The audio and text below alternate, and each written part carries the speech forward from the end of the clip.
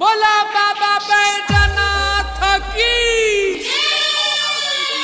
Recording by माँ Janaki studio Muzaffarpur.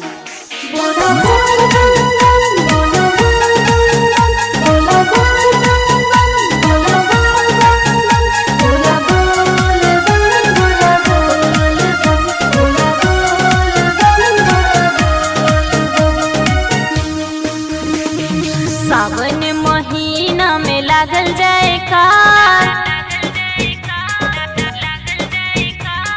सावन महीना में लागल जाए का।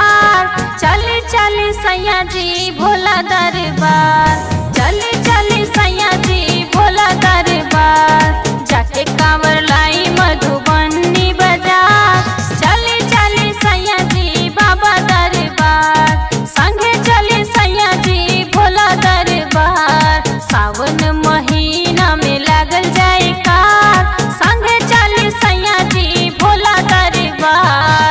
रिकॉर्डिंग बाय माँ जानकी स्टूडियो मुजफ्फरपुर।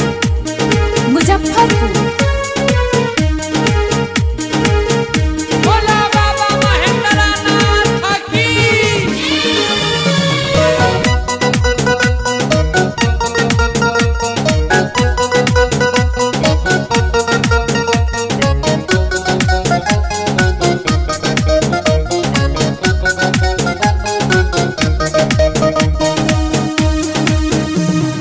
कांधे पे कांवर सांघे उठाई, बोल बम के नारा लगाईब।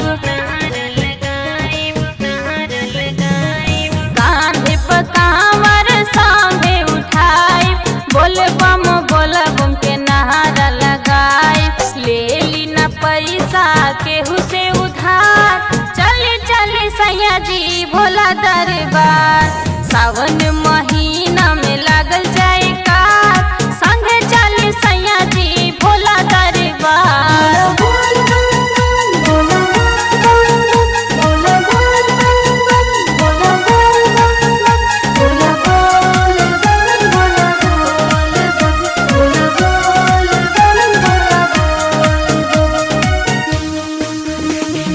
भोला बाबा करिए पूरा सपनवा, भर जाई गोदिया में दी है ललनवा।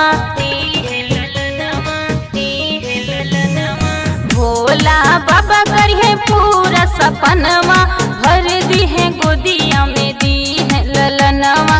देर जनी करी रउआ चली झटकार, चली चली सैया जी बाबा दरबार। सावन महीना में लागल जाए का, संगे चली सैया जी बाबा दरबार।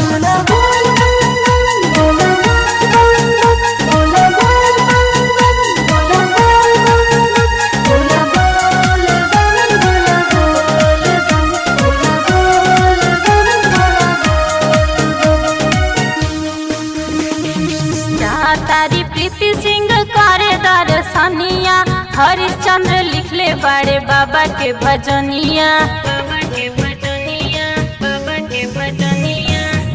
तारी प्रीति सिंह करे दर्शनिया, हरिश्चंद्र लिखले बड़े बाबा के भजनिया। भोला दानी नाम सब रटे बराबर, चले चले सैया जी भोला दरबार। सावन महीना में लागल जाए का, संगे चली पिया जी भोला दरबार। सावन महीना में लागल जाए का, चले चले सैया जी भोला दरबार। चले चले सैया जी भोला दरबार। जाके कांवर